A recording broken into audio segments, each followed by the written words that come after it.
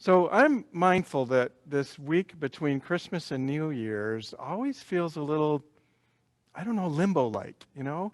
It's like there's been this amazing sense of joy and enthusiasm and this sort of buildup of anticipation as we got to Christmas. And then now we're just kind of waiting around for New Year's to happen. Uh, and it always feels, business sort of slows down. There's just this kind of space in there. And I think it gives us a real opportunity to rest a little more deeply in a sort of receptive space, to really listen carefully to what's truly alive in our hearts, so that as we move into the new year, whatever resolutions we might want to make, whatever intentions we want to set, that we're coming out of a place of real authenticity. So I think this space is a really beautiful time to start listening for what that intention might be, for what that new person that's emerging, that new level of consciousness that's being born or that has been born, is really going to look like and is really we're really wanting to bring forth. So I titled this morning's talk, Be Made New. And it's sort of a reflection, I think, these next few minutes. It's going to be a reflection about how we move into a space where we can actually have some clear ideas and sense of purpose around what we bring to 2020. And it means being fully present to this kind of time of limbo between Christmas and New Year's. And I think what happens for many of us is we have a sense of the warmth and the connection and the appreciation for all that Christmas has sort of expressed and experienced, the joy to the world and all of the gifts we have received, or the sense of fulfillment that we've been able to accomplish by the gifts that we've given. And so there's this wonderful kind of warm energy that we kind of feel protective of. We want to make sure that is maintained as we move through this kind of limbo period. And the Bible story, I think, that really helps us to recognize that is it really goes back to after the birth of Jesus. And I'm thinking of the Matthew version. Remember, Matthew is the version that has sort of the male perspective rather than sort of the Mary perspective. We get Joseph's. And it's in the Matthew version that we find that the wise men have paid attention to dreams. And the way that they had come to Bethlehem to witness the birth was by way of Herod. They visited Herod's palace looking for guidance. And through a dream, they recognized that Herod's got some kind of sinister motives around that whole thing.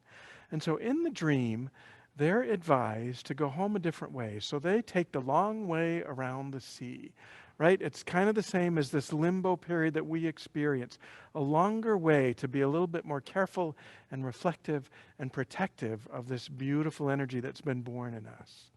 And interestingly, Joseph receives the same guidance. An angel comes to him and advises him that he and Mary ought to flee to Egypt because Herod is about to enact his vengeance, his ire around being frustrated about whatever this next savior might be. And so Joseph and Mary are also in this protective mode and moving to a space of making sure that this energy, this newborn babe, this new development in the consciousness of humanity, that's going to be protected. And the way that they have discovered that is through careful and close listening to what's being called or required of them as they move forward. And I think for us, it's that same piece. This week is all about listening carefully to what's most true in our hearts and in our experience, so that we may be made new as we move into with greater intention that next year.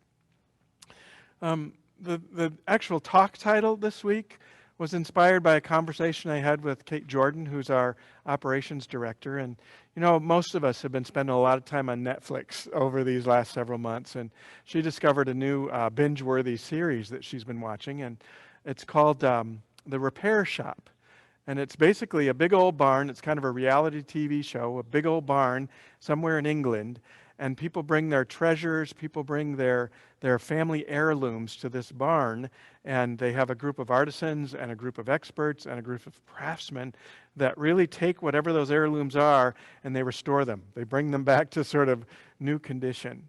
And what's most apparent about that kind of experience is people bring one was a broken jewelry. If you saw the ad on our website, the little image that I used for this was a teddy bear that had been really worn out and had been restored. And I think that my favorite was an old Louis Vuitton case that had been a grandfather who was a world traveler had carried around and around and around, and that had been restored. And the family was going to store other heirlooms and photographs and records and documents. But what I find most interesting about it is that it wasn't so much about the bracelet or the teddy bear or the trunk that got fixed and was made beautiful. But both for the artisans who were working on these and researching the history of whatever the items might have been, and for the family members who were so grateful to have them restored, what it was really about was the history. It was about the ancestry. It was about sort of rediscovering their most authentic identity. It was about discovering their names anew.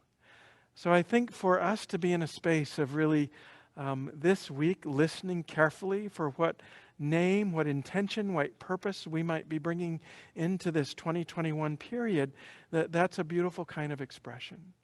Because in unity, one of the things that we know to be most true is that what we name things, what we call an experience, how we regard ourselves, really affects how we experience it, how we show up. And I want to share just kind of a quick little demonstration I had yesterday about this power of naming. I spent the weekend with family, and it's about a 3.5-hour drive between here and there. And I was on my way back from a really wonderful Christmas, and I got a call from the building engineer at my building.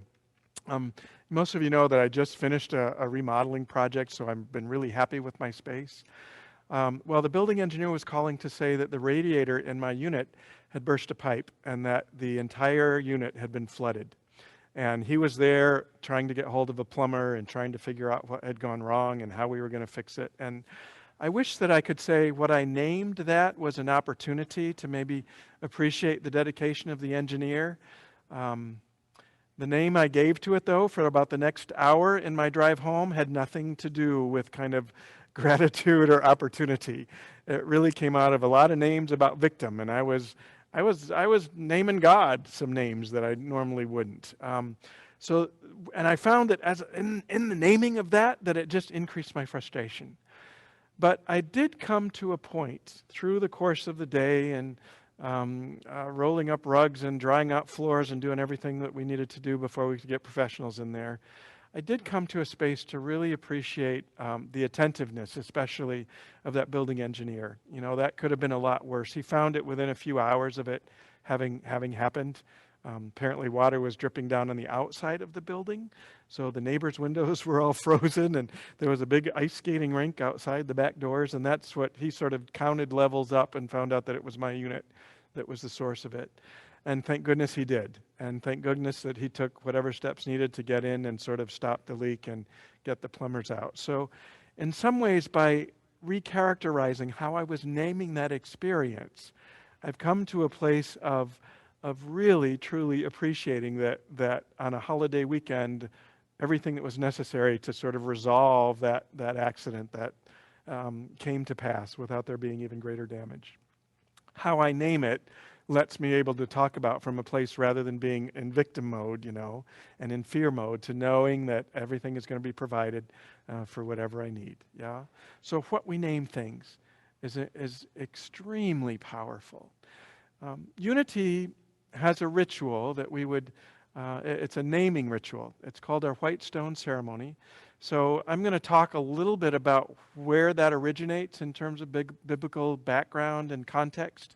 But if you haven't already got your white stone handy, if you happen to pick one up here at the building where we had left them out, I would say if you could maybe take just a minute and grab a sheet of paper or grab an index card or something that you can take into our time of meditation in a few minutes once I kind of set this up. And we're going to be listening for a new name so that the intention we bring into 2021 is one that has power to move us into that more authentic expression of who we truly are that Tom mentioned in that beautiful opening prayer. Yeah? So, Unity's white stone ceremony really arises out of a passage in Revelation. It's the book of Revelation, chapter 2, verse 17. I'm going to share the passage with you. We read in Revelation, "To everyone, let anyone who has an ear to listen hear what Spirit is saying. To everyone who conquers, I will give some of the hidden manna, and I will give a white stone. And on the white stone is written a new name, and no one knows except the one who receives it. So a couple things about that passage, right? The new name we listen for carefully, as we talked about at the beginning of the service here, listening intuitively to what that name that is truly representative of our thoughts, our authentic selves.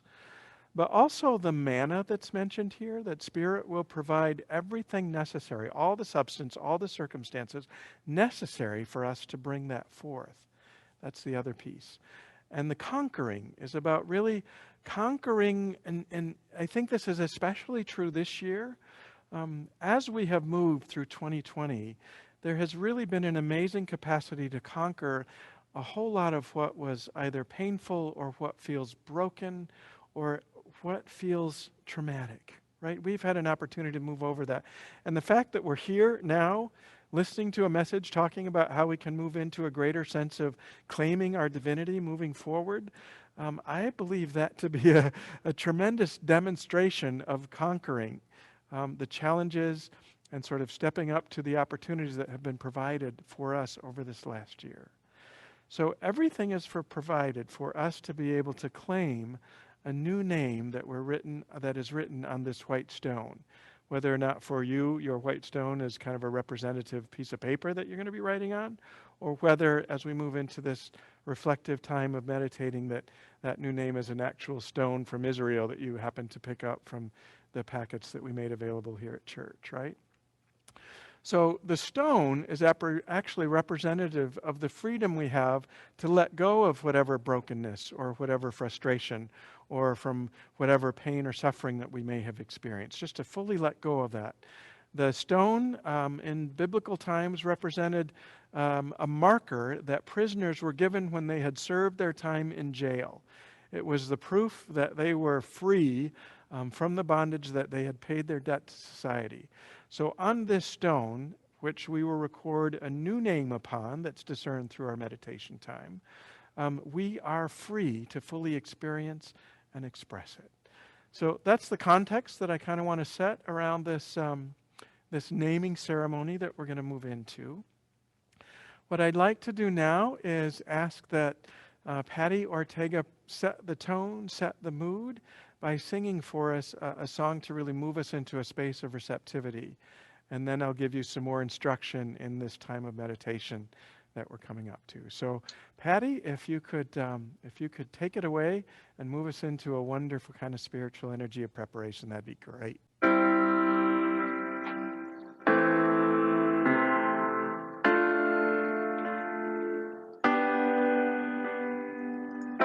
Our thoughts are prayers,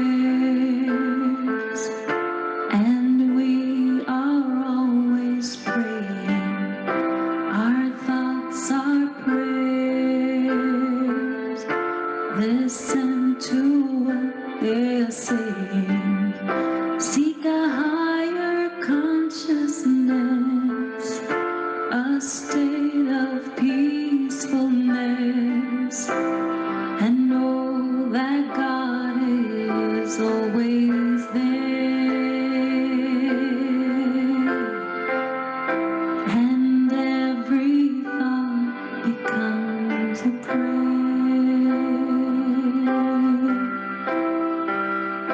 Our thoughts are prayers, and we are always praying. Our thoughts are prayers. Listen to what they're saying. Seek a higher consciousness, a state of peacefulness, and know that God is always there. And every thought becomes a prayer.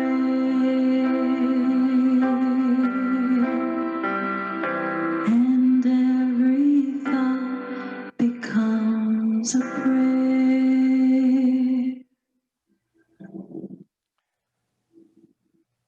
And so into this wonderful prayerful energy now, I invite you to remember or to hold the thought that you are free to fully express your most authentic, your truest, your most loving and compassionate self.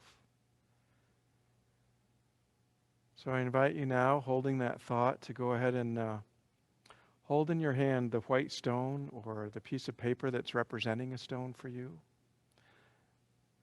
And as you hold that thought that I am free to be my truest, freest, most authentic self, we actually bless this stone as a symbol we have of the freedom to bring forth the Christ qualities of our truest nature.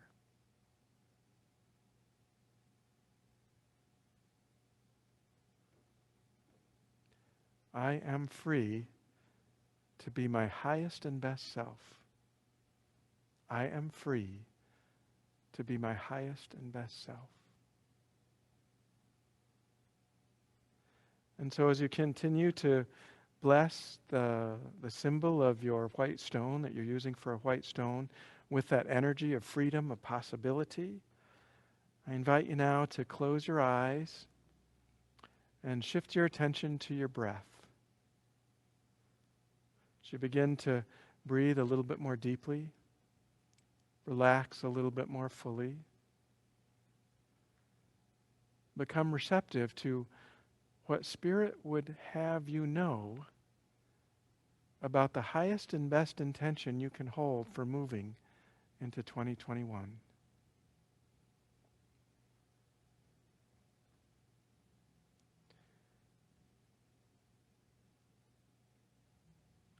With a sense of receptivity and intention only to be available to Spirit's guidance and direction in these quiet moments of reflection. I invite you to let go of any preconceptions that you might have. If at the beginning of this meditation you had already had an idea of what this word for you, what this theme was going to be, just hold it lightly and ask again, Spirit, what would you have me be in 2021? Spirit, what one word would describe the highest and best expression of my divinity as I move into 2021? Spirit, I trust that in me and through me and as me, your activity will now reveal the perfect word, the perfect name to capture my intention and my purpose for moving forward into 2021.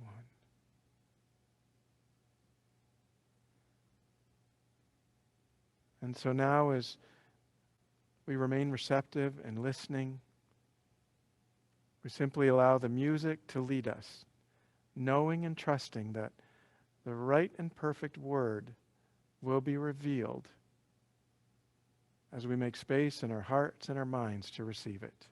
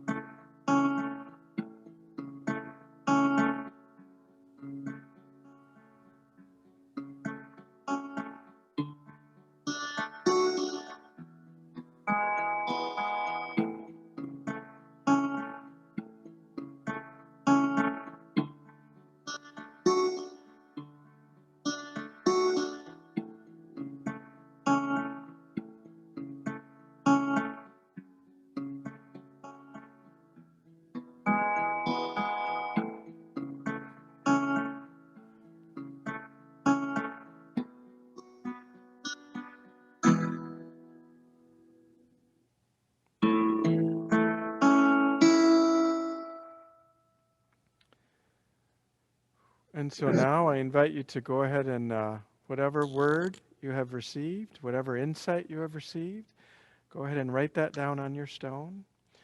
And know too that if something hasn't come to mind yet, if it just isn't been revealed, then remain open. And over the course of the day, over the course of the afternoon, just know and trust that truly the right and perfect word that you can bring forward as an intention into 2021 is going to be revealed.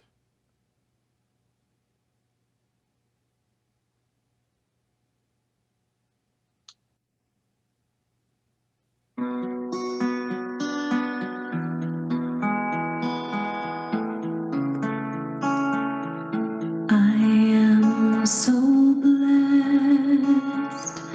I am so blessed. I am so grateful for all I have. I am so blessed. I am so blessed. I am so grateful. I am so blessed. I am so blessed. I am so blessed. I am so grateful for all I have. I am so blessed. I am so blessed. I am so grateful. I am so blessed. I am so grateful. I am so blessed.